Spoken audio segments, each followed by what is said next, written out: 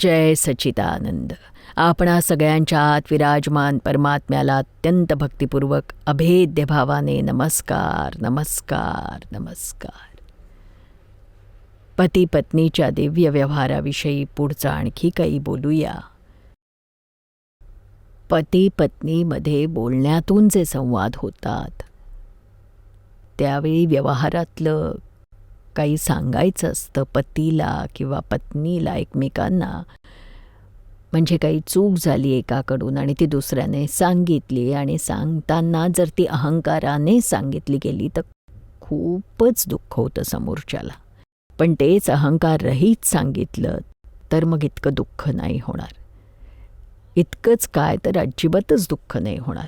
पण जर दुःख झालं समोरच्याला, कणभर जरी दुःख झालं समोरच्याला, तरी त्वरित त्याचं प्रतिक्रमण करून टाका. प्रतिक्रमण म्हणजे त्याच्या अंतरंगातल्या परमात्म्याला नमस्कार करून त्याची माफी मागायची, पश्चाताप करायचं. कारण मन वचन काया वेगळी गोष्ट आहे आणि अंतरंगातला विराजमान परमात्मा वेगळी गोष्ट आहे. दोन द्रव्य तत्व वेगळीच आहेत, अगदीच भिन्न आहेत. जसं सोनं आणि ताम्र हे दोन वेगळे आहेत, तसंच आपल्या अंतरंगातही आत्मतत्व आणि जडतत्व ज्यापासून मन वचन काया बनली आहे, जे आपण बघतो ते अगदीच भिन्न आहे. तर ते भिन्नच बघा आणि परमात्म्याला संपूर्ण मुक्त पूर्ण स्वरूपात बघून नमस्कार करून माफी मागा की ज्या बोलण्यामुळे दुःख झालं त्यासाठी मी मनापासून पश्चाताप करून माफी मागतो. पुन्हा माझ्याकडून असं घडू नये अशी मला शक्ती द्या, शक्ती द्या, शक्ती द्या, अशी त्याच्याच अंतरंगात वसलेल्या परमात्म्याची शक्ती मागा. त्यामुळे तुम्हाला नक्कीच शक्ती मिळेल. इतकंच नाही तर समोरच्याचंही मन द्रवेल आणि तो तुमचं बोलणं मनावर घेणार नाही.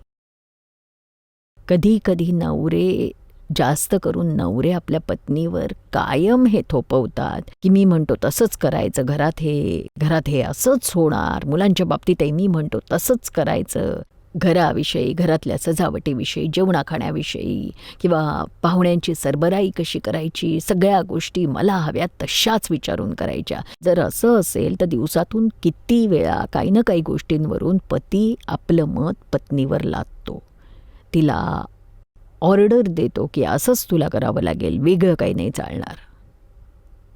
आता असं थोडा वेळ चालेल, पण कायम तर असं थोडंच चालणार आहे.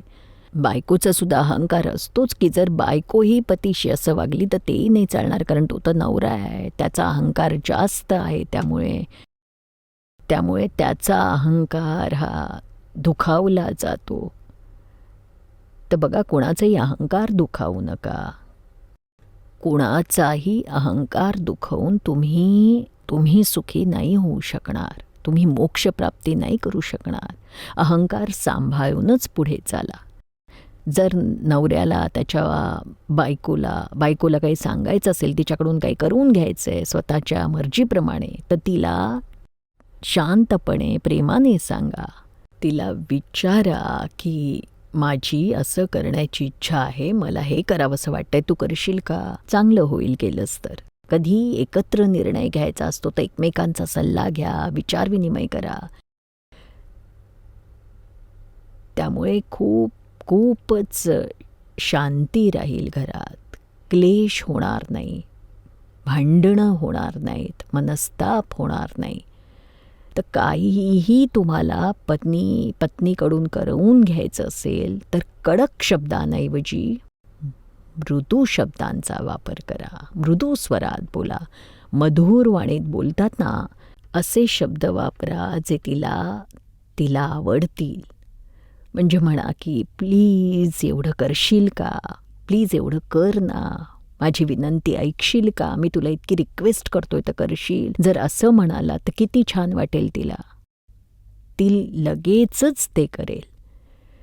आणि कोणतंही काम करायचं असेल तर ते एकमेकांच्या सल्लामसलतीने करा, जेणेकरून असं नाही वाटणार की मला तर विचारलंच नाही, मला काही सांगतच नाही, माझं तर घरात काही अस्तित्वच नाही आहे, माझी काही गणनाच नाही आहे या घरात, असं पत्नीला वाटता कामा नये. तर म्हणून तिलाही थोडं अप्रिशिएट करा, तिलाही थोडं महत्त्व द्या.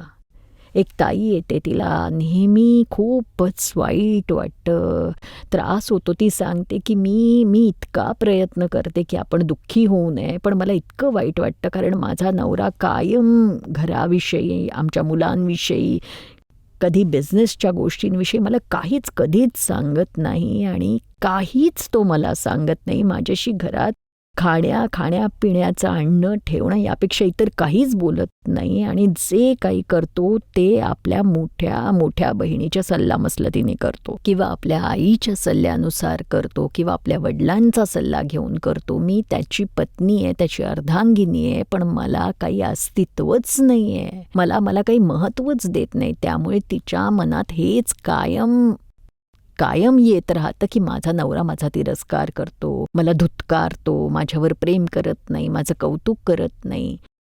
तर त्याचा तिला मनात इतका त्रास होतो आणि तरी ती त्यातून बाहेर पडायचा प्रयत्न करते. पण नवऱ्याकडून तिला जरासं जरी अप्रिसिएशन जर मिळालं ना तर तिचं मन अगदी छान हलकं होईल. पण नवऱ्याला तर वाटतं की मी नवरा आहे, मी हवं ते करू शकतो, तिला विचारायची काय गरज, तिला कशाला, ती तर घरातल्या नोकरासारखी आहे. ही खूपच वाईट गोष्ट आहे. पण त्याऐवजी एकमेकांना विचारून सल्लामसलत करून बोलून वागाल तर आपलेपणा आणखी वाढेल, प्रेम वाटेल, अभेद्यता, एकता येईल, तिलाही उत्साह वाटेल. नाही तर तिला डिप्रेशन येईल. मुलांवरही त्याचा परिणाम होईल, मुलंही नाखुश होतील, घरात मग हसतं खेळतं वातावरण नाही राहणार. म्हणून ही तेवढीच दोघांसाठी तेवढी महत्त्वाची गोष्ट आहे. एक ताई तर म्हणायची की माझे पती कधी माझ्याशी बोलायचेच नाहीत, बोलतच नव्हते. नवऱ्याला मग आम्ही विचारलं का रे बाबा असं का करतो, तर तो म्हणाला बोलण्याची काय गरज आहे. माझी तर नजरच अशी आहे की घरात मी पाऊल ठेवतानाच जर माझ्या लक्षात आलं बायको काहीतरी गडबड करतीये तर हा असा मी करड्या नजरेने तिच्याकडे बघतो की ती एकदम गप्प होते, एकदम शांतच होते. जसं मी म्हणेन तसं ती करते. मग बोलायची गरजच काय आहे, माझी नजरच पुरेशी आहे. अरे डोळे प्रेमानं बघण्यासाठी आहेत का धाक दाखवण्यासाठी आहेत? असं कायम थोडंच चालणार आहे. दादाजी नेहमी सांगायचे की एका डोळ्यातून प्रेम दिसू द्या, दुसऱ्या डोळ्यातून धाक जरब दिसू द्या. धाक कधीतरीच दाखवावा. नजरेत धाक कधी दाखवायचा? आयुष्यात 1-2 वेळाच. पण इथे तर रोज लहान सहान गोष्टींमध्येही धाक दाखवतात. नाही, प्रेमाने वागा. कारण प्रेमाने खूप कामं होतात अहो. नजरेत जरब केव्हा दाखवायची? तर कधी कोणाचं पाऊल चुकीचं पडत असेल, ती उगाच पैसे वाया घालवत असेल, इतरांचं घर भरत असेल किंवा एखाद्या वाईट मार्गावर चालत असेल, तर मग तुम्ही तिच्याकडे कठोर नजरेनं बघा, स्ट्रिक्ट व्हा. कारण अशा वेळी स्ट्रिक्ट नाही झाला तर मग आणखी बिघडेल आणि एक कुटुंब नाही तर दोन्ही कुटुंबांना त्रास होईल. अशा वेळी कठोर वागायचं, पण अशा लहानसहान गोष्टीत नाही. तर ती ताई नेहमी म्हणायची की माझा नवरा माझ्याशी बोलतच नव्हता, त्यामुळे मग मी माझ्या म्हणण्यानुसार करण्यासाठी, नवऱ्याचं लक्ष वेधून घेण्यासाठी मी नेहमी सगळ्यांपेक्षा मग वेगळंच वागायला सुरुवात केली घरात. मी जेवायचीच नाही किंवा खूप कामच करत राहायचे, दिवसभर काम, गाढवासारखं काम करत राहायचे, ओढत राहायचे, रेटत राहायचे आणि रात्री मग मी गॅलरीतच झोपून जायचे. थंडी असली तर पांघरूणसुद्धा घ्यायचे नाही, जमिनीवरच झोपायचे. म्हणजे स्वतःवर, आपल्या स्वतःच्या शरीरावर, आपल्या स्त्री जातीवर मी अन्याय करत राहायचे, जेणेकरून हे सगळं बघून कुठे ना कुठे माझ्या नवऱ्याचं मन विरघळेल आणि तो माझ्याशी प्रेमाने बोलेल. पण त्याचं प्रेम तर दूरच, त्याला कळायचंच नाही की मी कुठे झोपले.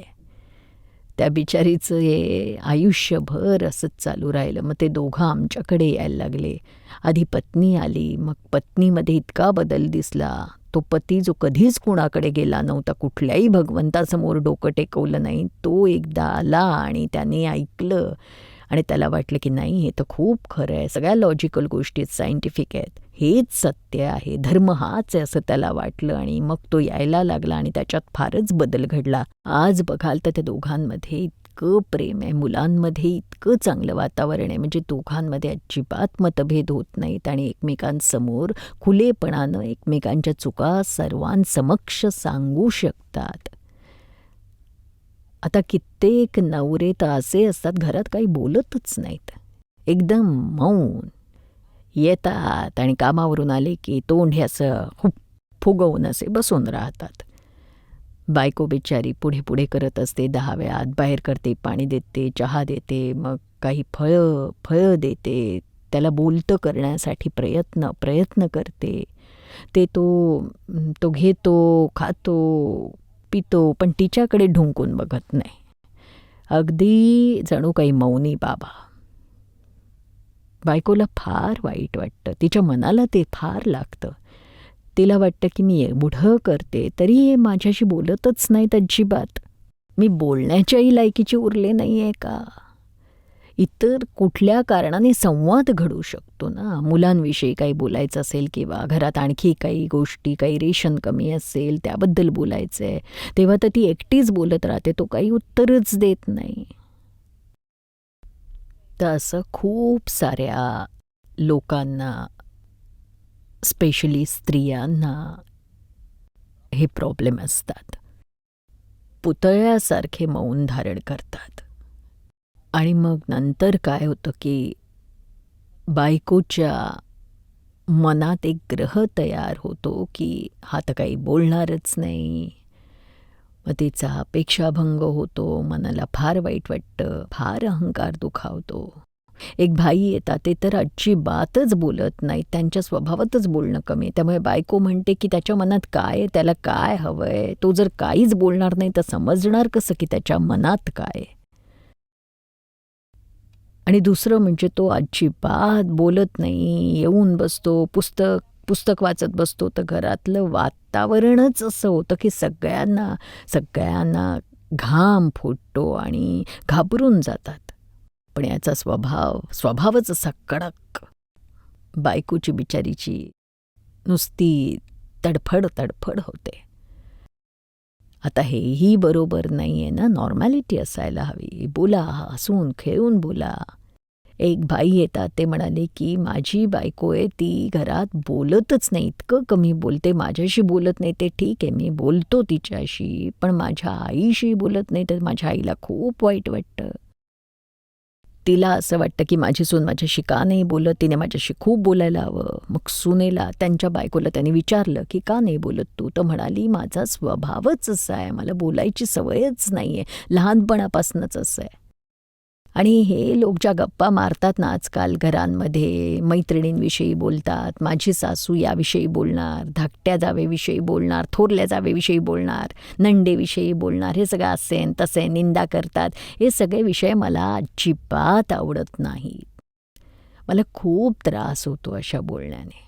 मला वाटतं किती वाईट कर्म बांधतायत, म्हणजे त्यांच्याशी बोलणंच मला आवडत नाही. मग त्यामुळे मी अगदीच गप्प होते. मग मी आपली दादाजींची पुस्तकं वाचत राहते, त्यांना सांगते की मी जर तुम्हाला काही गप्पा मारायला हव्या असतील तर चला देवाधर्माचं बोलू, आत्म्याचं बोलू. पण त्यांना त्यामध्ये रस नसतो, इंटरेस्ट नसतो.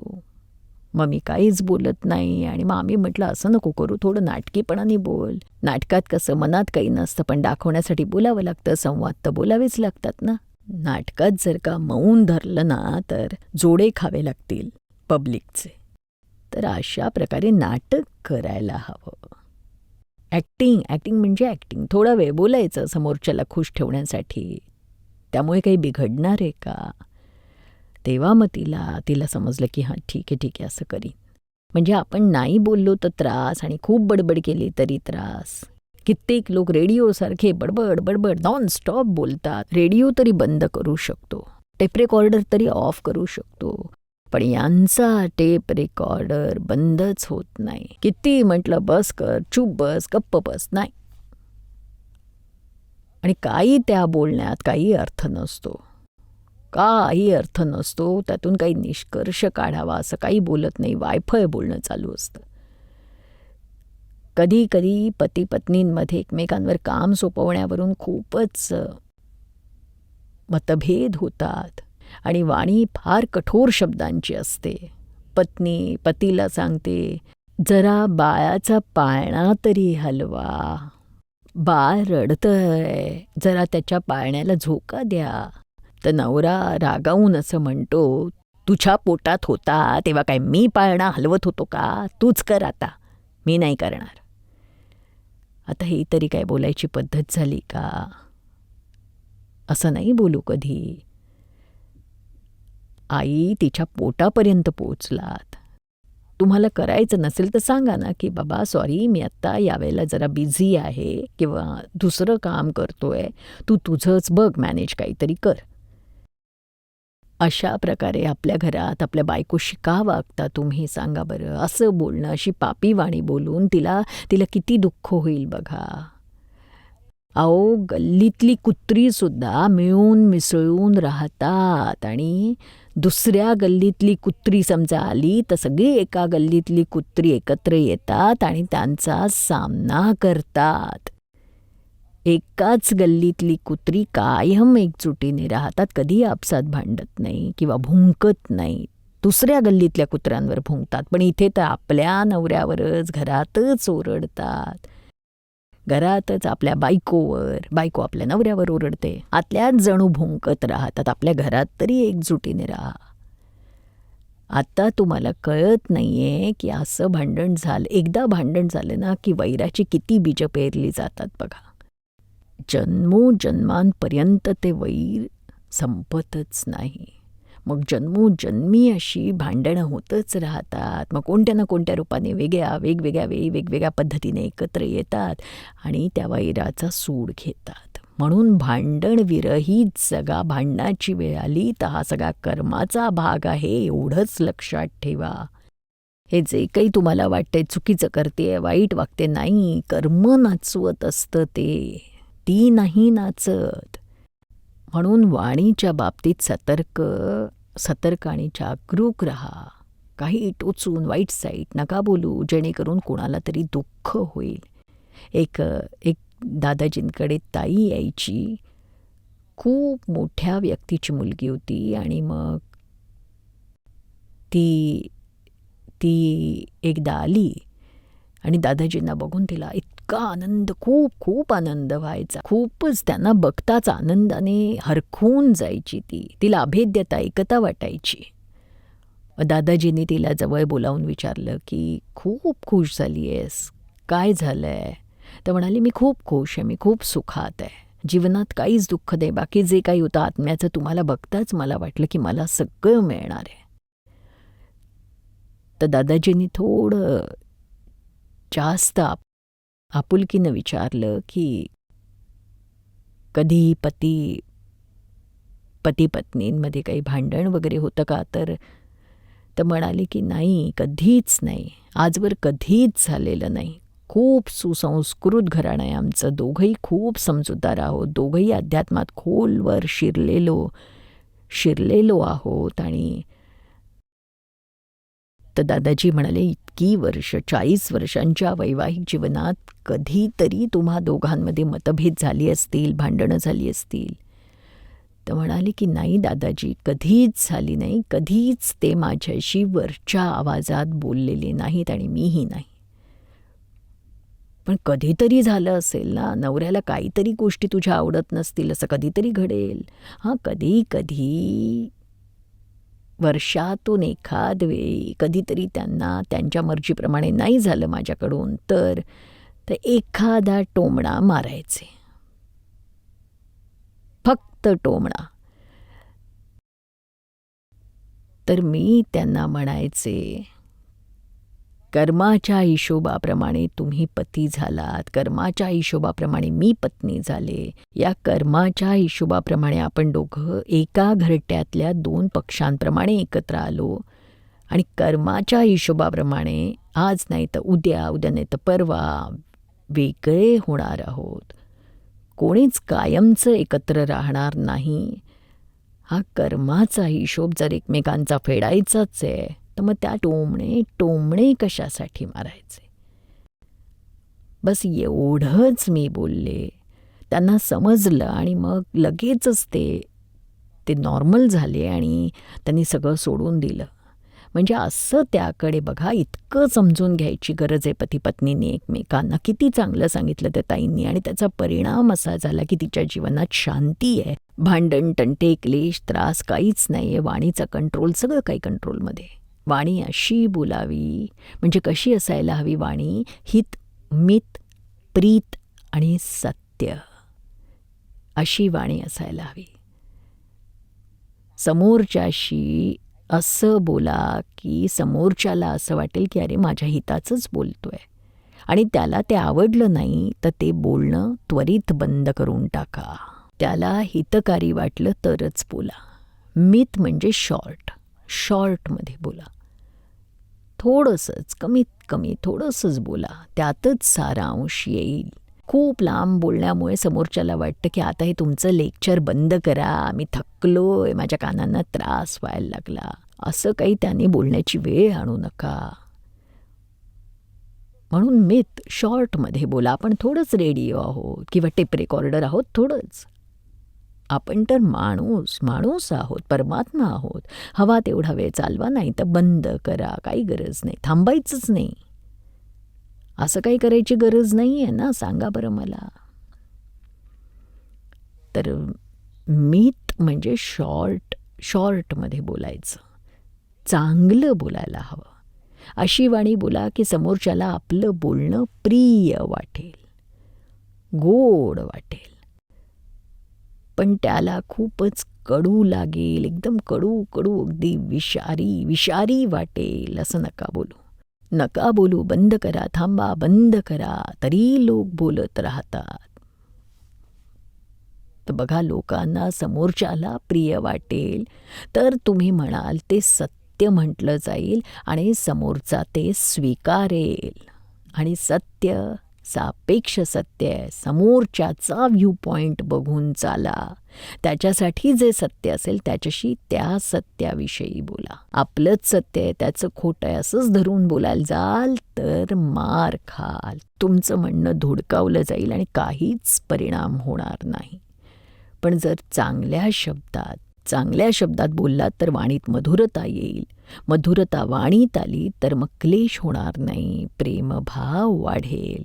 नवरा बायकोमध्ये जर प्रेमभाव उरला नाही तर त्या नात्याला काय अर्थ आहे सांगा बरं. भांडण, तंटे, खाणं पिणं एवढ्यासाठीच आहोत का आपण? ज्यांच्याकडे खूप भांडणं होतात, खूप मतभेद, खूप तंटे जर एखाद्या पती पत्नीत होत असतील तर त्यांनी एक नवीन पद्धत दोघांच्यात सुरू करायची आणि एकमेकांचं मित्र व्हायचं. त्यांनी फ्रेंड बनून राहायचं. मैत्री अशी निभवा जशी आपल्या मित्राबरोबरची कशी दोस्ती निभावतो आपण. तिथे काही वेडेवाकडं तर बोलत नाही की नाही. तिथे त्याला आवडेल असंच बोलतो की नाही, त्याला दुःख होऊ नये, नाही तर मैत्री तुटेल असं डोक्यात ठेवूनच बोलतो की नाही. त्याचप्रमाणे तुम्ही तुमच्या बायकोशीही मैत्रिणीसारखं बोला, मैत्रीच ठेवा. मैत्री, नवरा आहे, तिचा बॉस आहे, तिच्यावरची सुप्रीम अथॉरिटी आहे, हे सगळं सोडून द्या आणि मित्रासारखे राहा. कंपॅनियन, नवरा बायकोमध्ये कंपॅनियनशिप. मी हिचा नवरा आहे हे डिक्शनरीमधून काढून टाका आणि एकमेकांचे कंपॅनियन बना. या जरा मॉडर्न गोष्टी आहेत, पण आजच्या काळात हेच कंपॅनियनच म्हणतात. आणि कंपॅनियनसारखे राहिला तरच प्रेम राहील. पण तुम्ही नवरेशाही गाजवलीत, नवरेपणा गाजवायला गेलात तर ती तुम्हाला उपटून फेकून देईल. तिच्या मनात ती तुम्हाला नवऱ्याचं स्थान देणार नाही. ती म्हणेल हा माझा नवरा नाहीच, राक्षस आहे, राक्षस. तोंडावर बोलणार नाही पण मनात म्हणेल. म्हणून राक्षस बनू नका, प्रेमळ पती बना. जय सच्चिदानंद.